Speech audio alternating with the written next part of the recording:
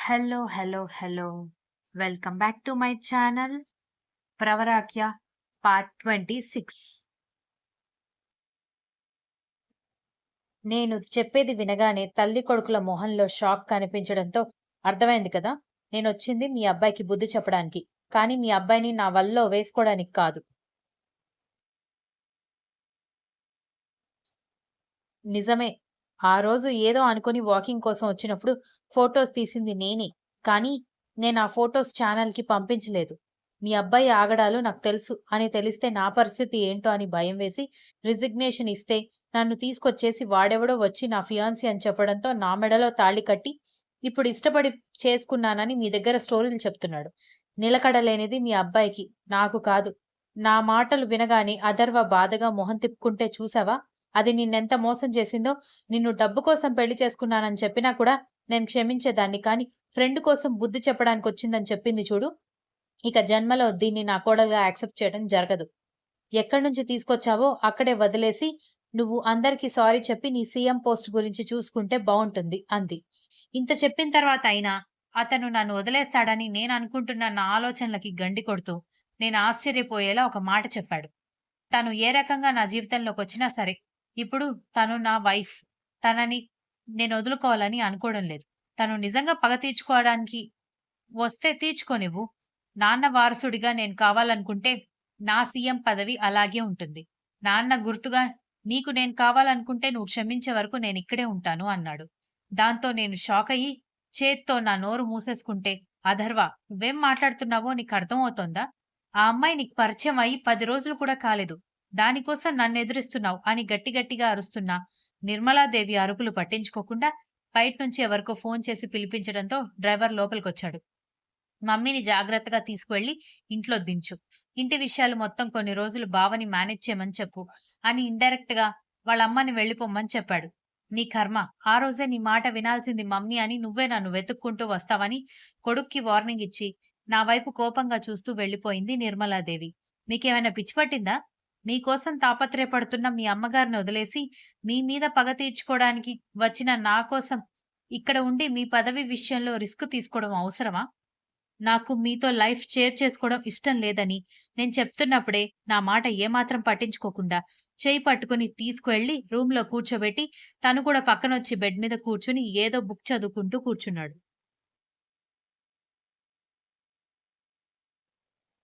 బయటికి వెళ్ళాలని మనసు పీకేస్తున్నా, వేరే గదిలోకి వెళ్ళినా మళ్ళీ నన్ను తీసుకొచ్చి ఇక్కడే కూర్చోబెడతాడు. మళ్ళీ ఇక్కడికొచ్చేదానికి అనవసరంగా టైం వేస్ట్ చేయడం కంటే నోరు మూసుకోవడం మంచిదని అలాగే బెడ్ రెస్ట్‌కి ఆనుకుని కూర్చున్నాను. అలా ఎప్పుడు నిద్రలోకి జారుకున్నానో నాకే తెలియలేదు. మెలకువ వచ్చే టైంకి నన్నెవరో చుట్టుకొని పడుకున్నట్టుగా అనిపించేసరికి మసకగా ఉన్న కళ్ళు వెలుతురికి అలవాటు పడ్డానికి 2 సెకండ్ల టైం పడితే పక్కకి తిరిగి చూశాను. అథర్వ కూడా నిద్రపోయి నా నడుం చుట్టూ ఒక చేయి వేసి నా ఎడమ భుజం మీద తల వాల్చి పడుకున్నాడు. అతన్ని అంత దగ్గరగా చూడ్డం మొదటిసారి కావడంతో ఒళ్ళంతా చెమటలు పడితే దెబ్బకి ఒక తోపు తోసేసరికి లేచి కూర్చుని "నువ్వెప్పుడు తిక్కలోనే ఉంటావా?" అన్నాడు. నా సంగతి వదిలేయ్, తమరేంటి ఊరుకుంటుంటే ఓవరాక్షన్ చేస్తున్నారని గట్టిగా అరవడంతో "గట్టిగా అరవకు, పనిమనిషి విన్నది అంటే ఇంకేదో అనుకుంటుంది" అన్నాడు. "నువ్వు నన్ను బాగా ఏడిపిస్తున్నావు. వాళ్ళు అలా అనుకుంటే తప్పేం లేదు" అని కోపంగా చెప్పడంతో "సరే, బాగా నిద్రపోవడం వల్ల కళ్ళు ఉబ్బినట్టుగా ఉన్నాయి. వెళ్లి ఫేస్ వాష్ చేసుకుని రా" అలా చెప్పేసి వెళ్ళిపోతున్న అతన్ని కోపంగా చూస్తూ పక్కనే ఉన్న దిండు విసిరి కొట్టడంతో వెనక్కి తిరిగి చూసి "ఏంటి?" అన్నాడు విసుగ్గా. "ముందు వెనక ఆలోచించకుండా నన్ను తీసుకుని వచ్చేశావు. అక్కడ మా అమ్మ చుట్టుపక్కల వాళ్ళకి ఏం సమాధానం చెప్పుకోవాలో అర్థం కాక ఎన్ని అవమానాలు పడుతుందో ఏంటో."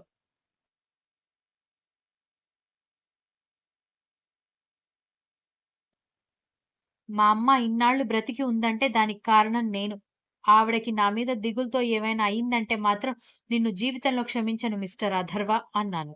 నా మాటలు వింటున్నప్పుడే మొబైల్ బయటకు తీసి ఎవరికో డయల్ చేసి నా చేతిలో మొబైల్ విసిరికొట్టి బయటికి వెళ్ళిపోవడంతో ఆశ్చర్యంగా చూస్తుంటే చిన్ను అంటూ అమ్మ వాయిస్ వినిపించేసరికి షాక్ అయిపోయి అమ్మా అన్నాను ఫోన్ చెవి దగ్గర పెట్టుకొని.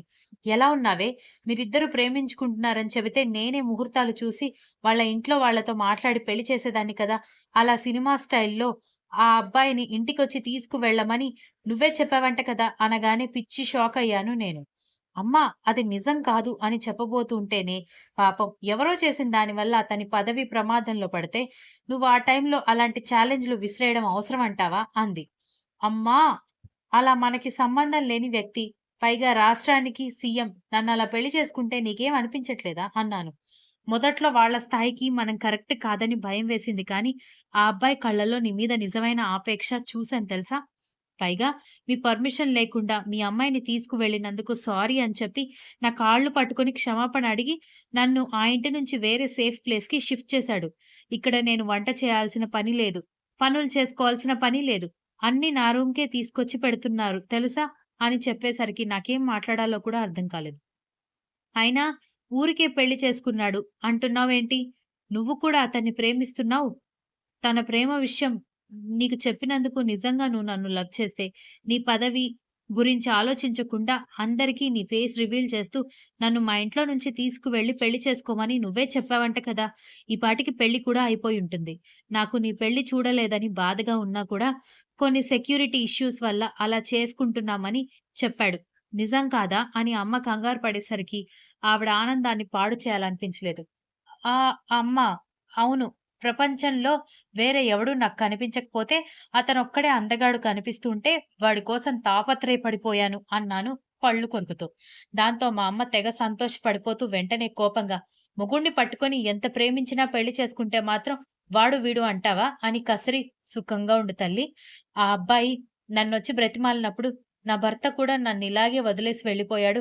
ముందు వెనక ఎలాంటి డబ్బులు లేకపోతేనే మా ఆయనకి నేను సరిపోలేదు. అలాంటిది ఇంత డబ్బు పరపతి ఉన్న నువ్వు మా అమ్మాయిని కలకాలం చూసుకుంటావని నాకేంటి నమ్మకం అని అడిగితే, మీ అమ్మాయిని ప్రాణంగా చూసుకుంటానని అన్నాడు. అతని కళ్ళల్లో నిజాయితీ నేను నమ్మాను అంది అమ్మ. దాంతో ఈసారి పర్మనెంట్‌గా నా నోటికి లాక్ పడిపోయింది.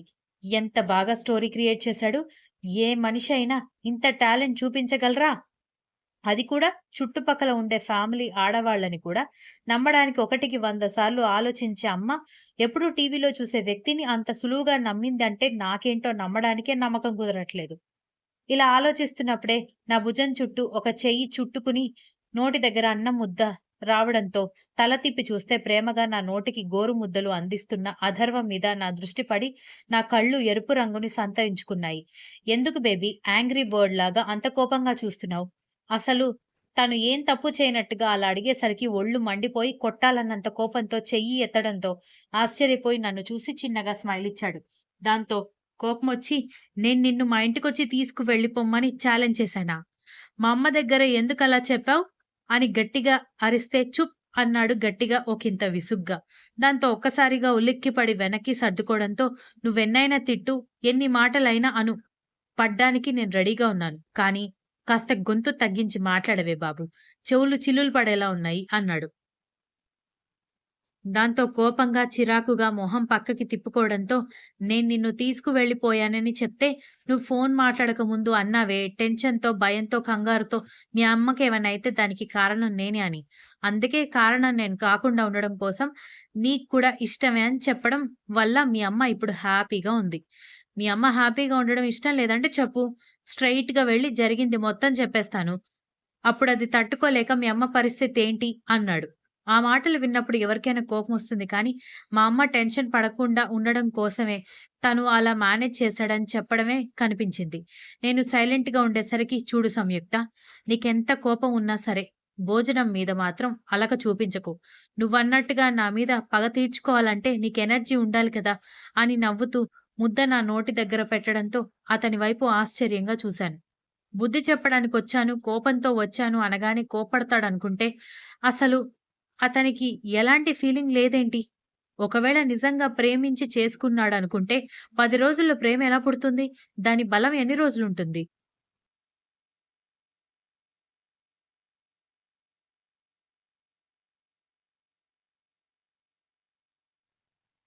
ఈ అన్నం ముద్దని నేను 3 సార్లు ప్లేట్‌లో వేసి 3 సార్లు నీకు తినమని పెట్టాను. అన్నం మన కోసం వెయిట్ చేయకూడదు సంయుక్త. అంటూ ఈసారి కాస్త సీరియస్‌గా స్కూల్‌లో టీచర్ చెప్పినంత గంభీరంగా చెప్పడంతో నేను తింటాను అన్నాను. ఎందుకు నాకేమైనా అంటురోగాలు ఉన్నాయని అనుకుంటున్నావా? జనాలలో తిరిగిన 24 గంటలు చెమట పట్టిన షర్ట్‌తో ఉన్నా నేను ఫుల్ హైజీనిక్ అమ్మా. నేను ఇంటికొచ్చేసరికి గీజర్‌లో వేడి నీళ్లు పెడతారనుకుంటున్నావా? కట్టెల పొయ్యి మీద వేపాకులు వేసి కాగబెట్టిన నీళ్లు నేను స్నానం చేస్తాను. ఎవరికి షేక్ హ్యాండ్ ఇచ్చినా నా దగ్గర పాకెట్ శానిటైజర్ రెడీగా ఉంటుంది అన్నాడు. ఓహో! బయటికి ప్రజానాయకుడు అని చెప్పుకునేదంతా తుస్సనమాట. అక్కడ హగ్ చేసుకున్నట్టే చేసుకొని వేపాకు నీళ్లతో స్నానం. షేక్ హ్యాండ్ ఇచ్చినట్టే ఇచ్చి శానిటైజర్‌తో క్లీనింగు, హ్యాండ్ వాష్. మీకంత చిరాకుగా ఉన్నప్పుడు పాలిటిక్స్‌లోకొచ్చి అంత కష్టంగా భరించడం ఎందుకు అన్నాను. నిజమే.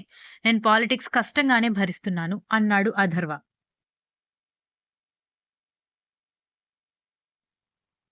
ఆ మాటకి నేను ఫుల్‌గా షాకయిపోయాను. నా వల్ల అతని పదవికి చేటొచ్చిందని, నా మీద కోపంతో పెళ్లి చేసుకున్నాడని నేననుకుంటే, అతను కష్టంగా భరిస్తున్నానని చెప్పిన మాట నాకు ఫుల్‌గా ఆశ్చర్యాన్ని కలిగించింది. అంటే అతను ఇష్టం లేకుండా పాలిటిక్స్‌లో ఉంటున్నాడా? నేను అతని వైపు చూసేసరికి, అప్పటికే అతను నా వైపు చూస్తూ కనిపించడంతో, నా కళ్ళల్లో ఎన్ని ప్రశ్నలు అర్థమయ్యాయో తెలీదు. కానీ, నా కోసం తీసుకొచ్చిన ప్లేట్ పక్కన పెట్టి, నిన్ను ఊరికెందుకు తీసుకువెళ్ళానో తెలుసా? నేను కోరుకుంటున్న అమ్మాయికి నాకు కావాల్సిందేంటో అర్థం కావాలని. నాకు వ్యవసాయం ఇష్టం సంయుక్త. నేను గ్రాడ్యుయేషన్ కూడా అగ్రికల్చర్‌లో కంప్లీట్ చేశాను. నా గ్రాడ్యుయేషన్ కంప్లీట్ అయ్యే వరకు కూడా మా నాన్నగారు సీఎంగానే ఉండేవాళ్ళు. ఆయన ఆరోగ్య సమస్యల వల్ల చనిపోవడంతో ఆయన వారసుడైన నాకు ఆ పదవిని కట్టబెట్టారు. అక్కడి వరకు నాకు కూడా తెలుసు. కానీ అగ్రికల్చరల్ ఫీల్డ్‌లో డిగ్రీ చేశాడని తెలుసుకొని నేను షాకయ్యాను.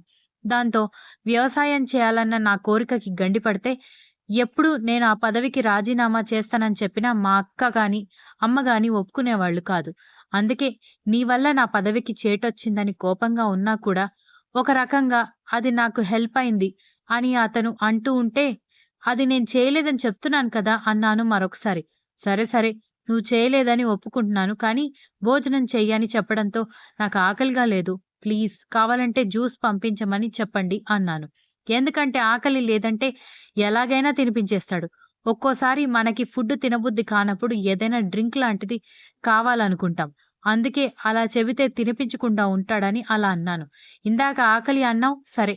ఇప్పుడు కాకపోయినా కొద్దిసేపయిన తర్వాత అయినా భోజనం చెయ్యి అని ఆ ప్లేట్ తీసుకుని వెళ్ళిపోతే 10 నిమిషాల్లో పని మనిషొచ్చి జ్యూస్ గ్లాస్ ఇచ్చి వెళ్ళింది. అథర్వ వెర్షన్.